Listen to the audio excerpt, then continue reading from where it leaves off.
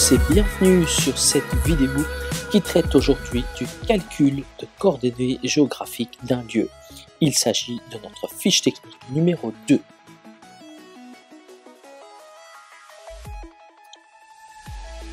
Le globe terrestre est une sphère et afin de localiser un point précis sur Terre, nous avons besoin de deux coordonnées et de repères fixes, les parallèles et les méridiens.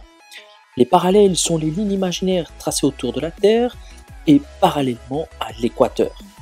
Les parallèles sont gradués de 0 à 90 degrés au nord de l'équateur et de 0 à 90 degrés au sud de celui-ci. Les méridiens sont de demi-cercles imaginaires tracés sur le globe terrestre et reliant les pôles géographiques.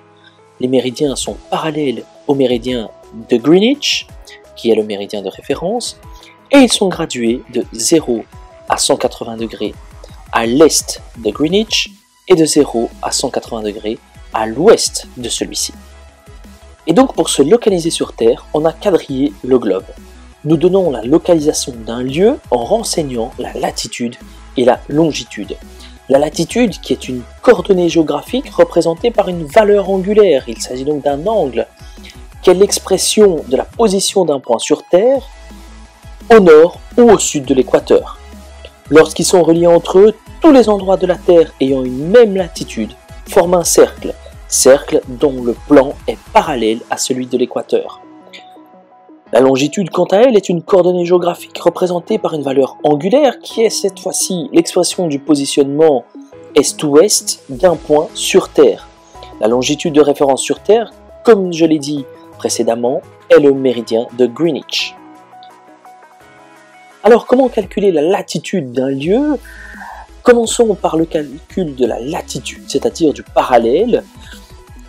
Première étape, nous devons repérer l'équateur et déterminer si le lieu se trouve dans l'hémisphère nord ou dans l'hémisphère sud.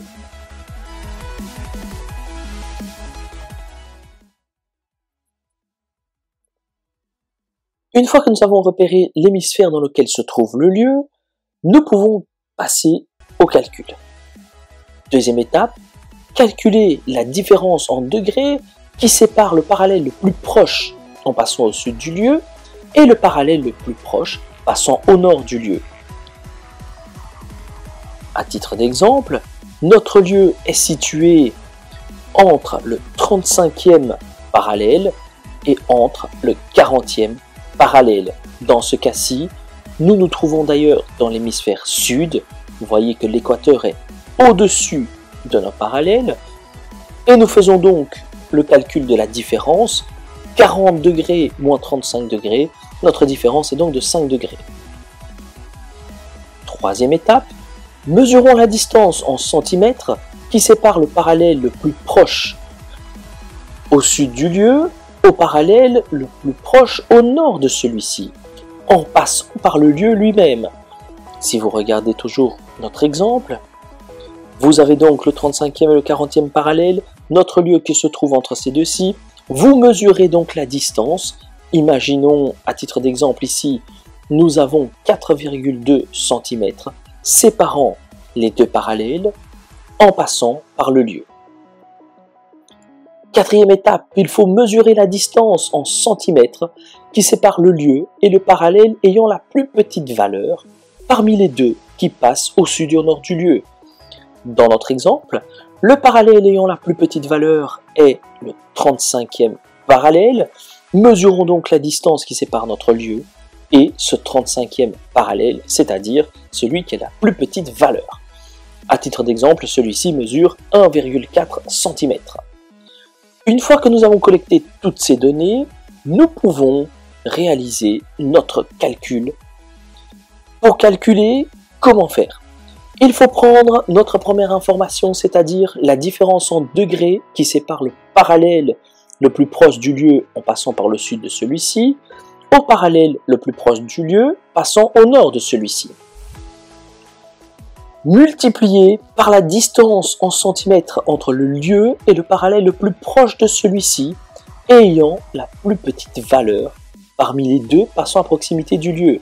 La différence est de 5 degrés que nous multiplions par 1,4, c'est-à-dire la distance entre le lieu et le parallèle passant à proximité de celui-ci et ayant la plus petite valeur, et nous divisons le tout par la distance qui sépare les deux parallèles en passant par le lieu. Dans notre exemple, nous obtenons le résultat de 1,666666. Mais ce n'est pas encore fini. Sixième étape, il faut transformer la réponse obtenue en degrés, minutes et secondes. Comment procéder? Nous avons obtenu la réponse de 1,666666. Ce 1 signifie que nous avons nos degrés. Néanmoins, l'entier étant enlevé, nous plaçons dès lors un 0 devant ce qu'il reste. C'est-à-dire que nous prenons notre chiffre entier, nous l'enlevons. Il nous reste donc 0,666666 que nous multiplions par 60 afin d'avoir notre résultat en minutes. 0,666666 fois 60, cela nous donne un résultat de 39,999996. Tout comme nous l'avons fait précédemment, nous enlevons l'entier, il s'agit là de nos minutes, néanmoins il nous reste 0,999996.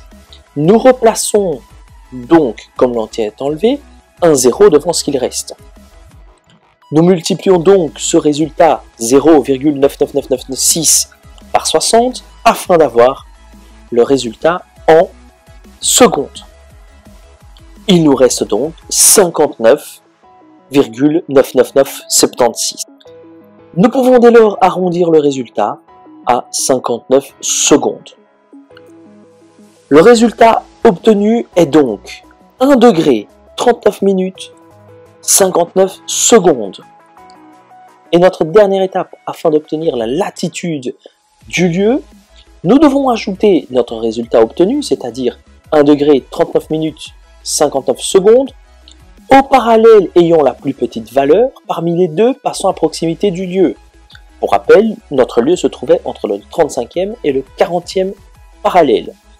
Nous ajoutons donc 1 degré, 39 minutes, 59 secondes au 35e parallèle et nous obtenons le résultat de 36 degrés, 39 minutes, 59 secondes auquel nous ajoutons l'hémisphère dans lequel se situe le lieu, c'est-à-dire sud. Notre latitude est donc de 36 degrés, 39 minutes, 59 secondes sud. Nous poursuivons avec la longitude, c'est-à-dire qu'il faut maintenant déterminer le méridien sur lequel se situe le lieu. Nous commençons par repérer le méridien de Greenwich et nous déterminons si le lieu se trouve en longitude est ou en longitude ouest. Vous voyez que dans ce cas-ci, nous ne parlons pas d'hémisphère, mais bien de longitude.